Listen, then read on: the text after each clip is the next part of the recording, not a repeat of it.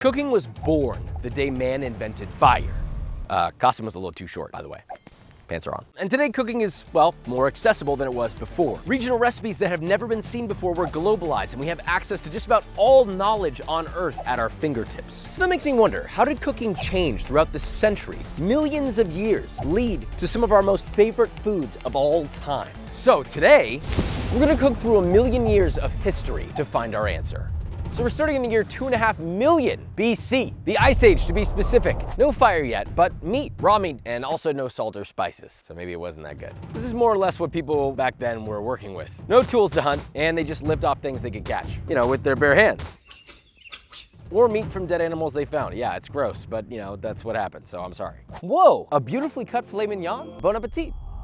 I'm not eating that, okay? You know what this tastes like. Tartare? That, but not good. So we move on to 50,000 BC. Yeah, it took a while to figure this out, but we have tools and fire. This is when early humans finally crafted primitive weapons, which meant clothes, for one.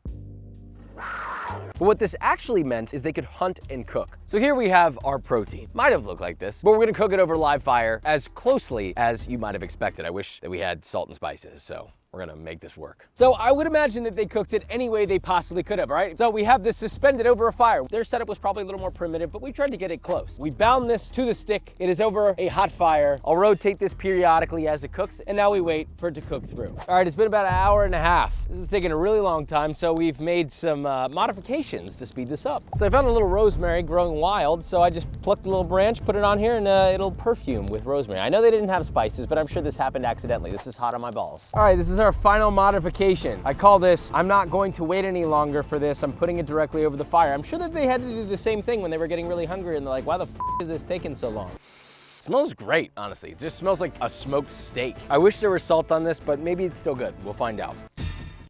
Pretty good, honestly. Doesn't need anything on it. You basically got a beautiful smoked steak. Despite this being literally the oldest cooking technique known to mankind, it still exists today, and for good reason. Moving on. Now we're in year 0, and in Egypt, domesticated grains now exist, so we have flour. But the big news, they learned how to ferment. So we have history's first starter and potentially first sourdough bread, made from emmer wheat flour, which is still used today.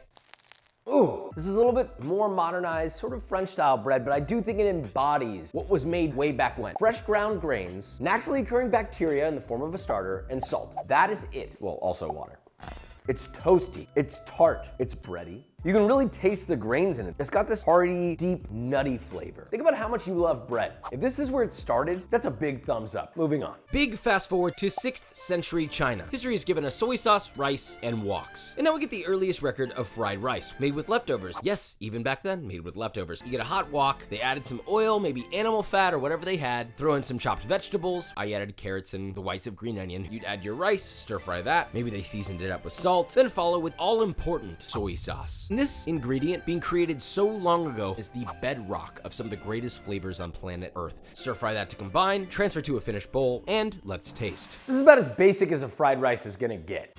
This is a perfect combination. It was likely made out of necessity, but they were thinking, this is still gonna taste good. This was more of like peasant food or something that was kind of thrown together with what you had. Nowadays, people are throwing in short rib, me. Pork belly, me. Bacon, me. But I don't think that the modern interpretations are that far off of what was made 1,400, 1,500 years ago. That's a good recipe. Withstanding over 1,000 years, good job. Moving on. Now we're in 9th century, the medieval period. Dried noodles arrived in Italy for the first time due to the Arab invasion in Sicily. Yeah, I know, you're getting a little history lesson here. Listen, I didn't know this either. Supposedly this dish would help their sick get their strength back, probably because of the insane amount of carbohydrates. This dish was called itria, or itria. You took stone-milled semolina flour, hydrated it with water, mixed it until it formed a dough, kneaded it a little bit. They didn't have plastic wrap, so lightly grease a bowl, cover with a damp linen, and let it rest. At that point, stone-milled semolina flour to dust, and roll it out until it's very, very thin. I mean, this is like 1/16 of an inch, maybe even thinner. Think flat pasta. Now fold the dough up and cut into 1/4 or 1/8 inch wide strips. Open them up, dust with more semolina. From this point, it was very basic. They cooked it in a beef stock, transferred to a bowl. Maybe they would add some cooked meats, whatever they had. I had cooked chicken, but who knows? Maybe they were using ox. If they had cheese, they would add cheese, but I don't know. Maybe that was a luxury back then. Now let's taste and see what pasta was like in the 800s. It looks very reminiscent of some of the modern pastas we see today.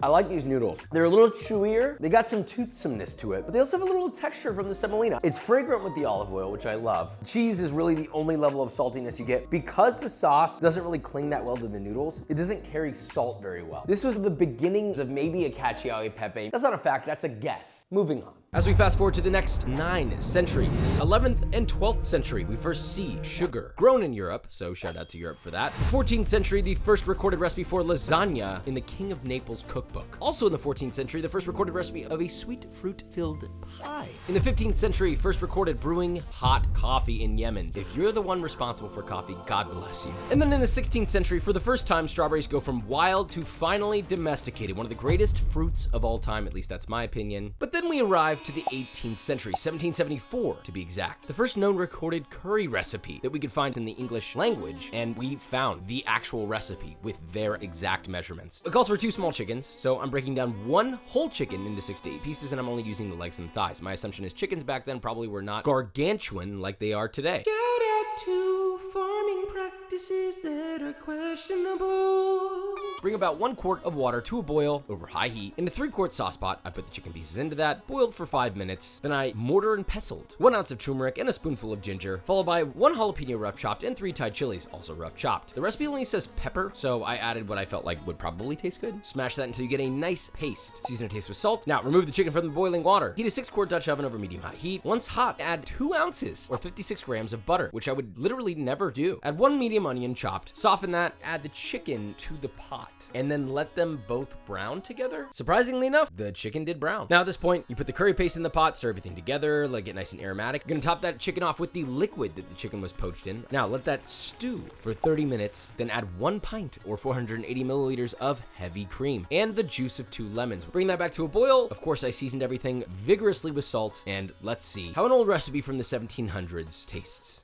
It's pretty dang good. I can see how this sort of shaped and influenced a lot of the curries that are out there today. This is a very soupy curry. It's more of like a chicken noodle soup mixed with a curry, maybe even more reminiscent of a Thai curry. I wonder if there was maybe influence there. Not bad, considering they didn't have that much back then. Moving on. Only a few years later in 1790, you see Italy's first recorded recipe for pasta with tomato sauce. The Spanish brought tomatoes to Europe from Mexico in the 15th century, but Europeans were like, oh my God, that's poisonous. Then of course, the wealthy got hold of them. And as we all know, once the wealthy like something, everyone else wants to like it too. The rest is history. I mean, it was really basic, and it was just simmered with onions, garlic, celery, basil, and you just added your pasta to that, plated it, maybe they added some cheese, and we'll taste. This looks like it needs a spicy meatball.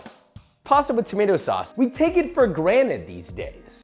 I have immediately a newfound appreciation for pasta with tomato sauce. I've always just been like, oh, it's there. But there's a lot to this. With the naturally occurring glutamate that's in the tomato, it's rich, but it's also acidic and sweet, so it cuts the richness. It's so perfectly balanced. The chew from the noodles, it's a beautiful thing. I'm glad this exists. Moving on. Now things get a little interesting in the 19th century in Edo, Japan, which is present-day Tokyo. The creation of modern-day sushi, otherwise known as nigiri zushi, or today, nigiri. It's the first sushi to feature raw fish. Why does that matter? Because originally they were using nare sushi, which is a long fermented fish which sometimes took years. And guess what? This is the early inkling of everybody going, hey, I don't like waiting a long time for and so they just started using raw fish. When this nigiri was made, they sliced nice, high quality raw fish, but the balls of rice that these fish were put on were significantly larger than what we use today. They were huge, actually. This looks a little funky. I probably could have done better here, but we'll give it a taste. I have a big bite. I ate the whole thing. Give me a second. There's so much food. That is really good though. There's something beautiful about this because the process of making sushi, I don't think has changed a ton since it was invented. And yet it is probably one of the most sought after foods in human existence. Moving on. In 19th century England, the Duke of Wellington defeated Napoleon in battle. How do you celebrate that? Beef en croûte is renamed in the Duke's honor, and Beef Wellington is born. Gordon Ramsay didn't invent Beef Wellington. I know, I wanted it to be him that invented it, trust me. Traditionally, it's wrapped with crepes, hence the French influence. Ah oui, bonjour. You put duxelle on the prosciutto, you got your seared beef, you brush it with mustard, roll it up nice and tight, and then you wrap it in puff pastry, brush it with egg wash. Obviously, I'm a fancy boy, so I added a little extra sheet of latticed puff pastry on top, brushed again, baked until a beautiful, luxurious golden brown, rested for 5 minutes, sliced, and you have a perfectly stunning, medium rare, luxurious Chateaubriand interior and a crispy, buttery, flaky crust. If the Duke of Wellington saw this right now, he would drop trow.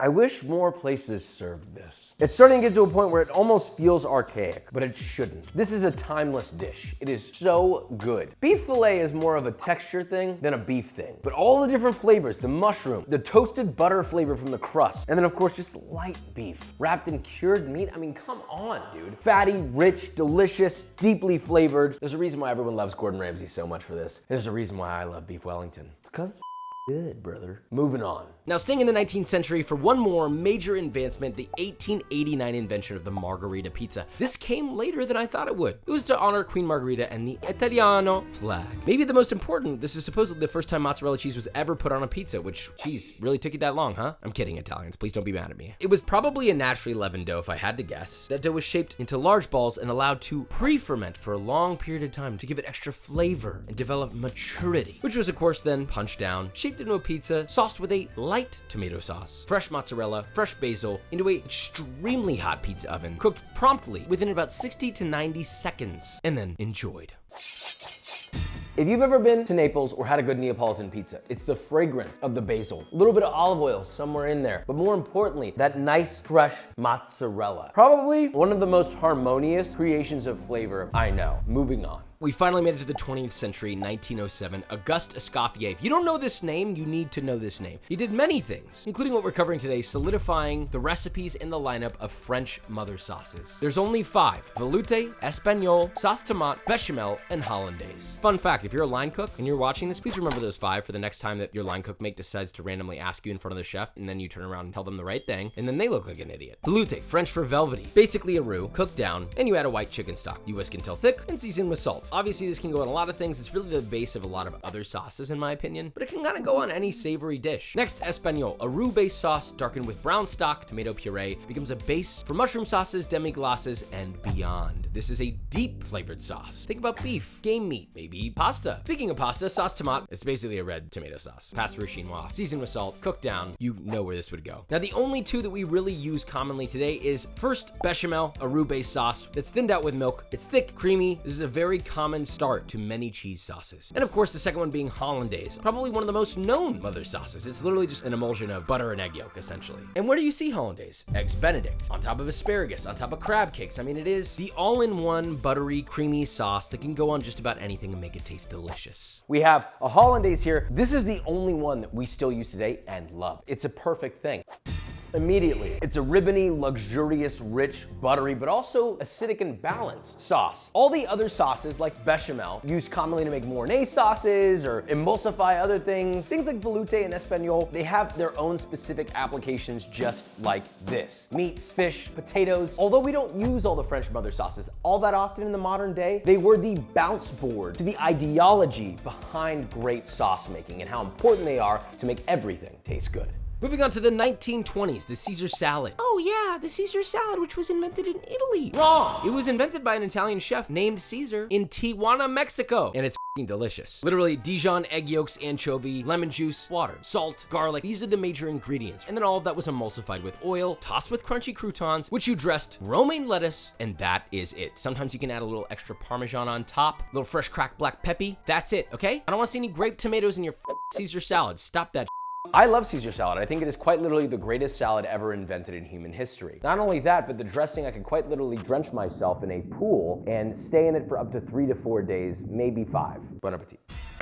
It's everything I could want in a salad. First off, cheese. Second off, croutons. Third off, rich, yet acidic, yet balanced, garlicky, umami dressing. This might be one of the best things on the list today. Moving on. Now, moving on to 1937. There's only one canned meat that I'll ever think is okay, and that is Spam, okay? Chefs love it, islanders love it. It's a beautiful thing, honestly. This was invented out of necessity during World War II, shipped overseas, and guess what? Everyone found out, hey, this is actually kind of fire. A common way to cook it would be to sear it in a pan till nice and brown and served over rice, brushed with a little bit of sweet soy. If you think Spam is gross, I need you to reanalyze, okay? I'm telling you, this is one of the very few times I'll go, hey, this weird thing in a can is actually kind of good. Spam is a special product. This is loved by many people from many backgrounds. A lot of people turn their nose up at it for a long time. and for no good reason. If you like bacon and ham, you're gonna like Spam. Wait, does that rhyme? Spam, you can't have that. You cannot have that slogan. 15 million. This was something that was created pretty much out of necessity. It was created to be cheap, it was created to last a long time, and it was created during wartime. But it's still around, and that's because it's good. It's salty, it's fatty, it's rich. It doesn't taste like it looks when it comes out of the can. And when you sear it, you put a little glaze on it, serve it with rice or in between buns. If you are hurting for cash and this is in front of you, this is like a savior. Moving forward to 1954, we're getting close to the modern day, the unlikely introduction of the TV dinner. This is all about convenience. We want it now, we want it easy. Just follow the conveniently provided instructions and heat it up just in time for my favorite TV show. TV dinner, so convenient. I could just sit here for hours, days. Why ever move my legs? Anyway, this looks the funny thing is, this is already made for your convenience, but even in the production, they made it convenient. They didn't even use real potatoes in the mashed potatoes. They used instant. Why are you pre-making the pre-made? Holy That tells me a lot about how this chicken might be, so let's start there. Is this a whole thigh with the bone in it? I mean, that's kind of cool. Let's try the breading first. Jesus. I mean, this is like depressed KFC. All right, moving on. The mashed potatoes. Not as bad as I thought they would be. Corn. I mean, it's frozen corn, it's all right. Super chewy. Time for dessert.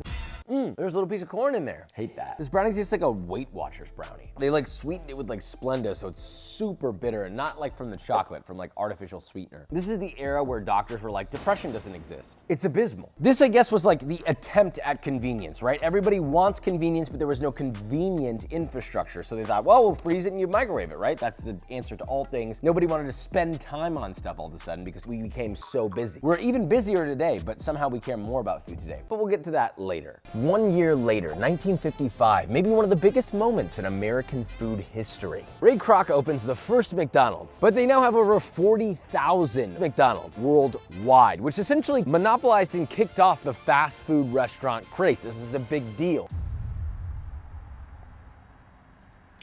Hi, welcome to McDonald's. Will you be using your mobile app today?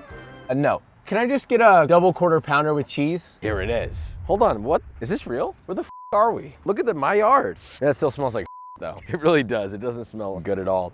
It's actually not bad. Who's running this place? Hello? Is this real? Look at my yard. Whoa. Okay, so like the salt levels weren't there at all, and there wasn't like a ton of flavor, but it did kind of have the texture I was looking for. The meat was a little chewy, but in comparison to the other McDonald's burgers, where was this burger the whole time? I mean, it's still nowhere near an ideal smash burger, but that might have been the greatest McDonald's hamburger I've ever had. Notice how I said McDonald's. Now we're getting closer to the modern day. We're fast forwarding to the 1980s, the greatest thing to ever happen to an underbaked cake. Molten chocolate cake, also known as chocolate lava cake, was sort of created, but there's a conflicting story. No one knows exactly who invented it, but our old friend Jean-Georges claims he did, and I'll be honest with you. After almost losing to him in a cook-off, I'm gonna take his word. Also, he's really sweet, and I love him. You're telling me you don't want to give that man a kiss on the forehead and then let him kiss you back on the forehead? I certainly would. Why are you laughing, Vicar? I'm serious right now. So look, it's a very simple thing. I feel like most people like a chocolate molten lava cake. It's two things in one. You get a nice moist cake, but you also get that fudgy sauce.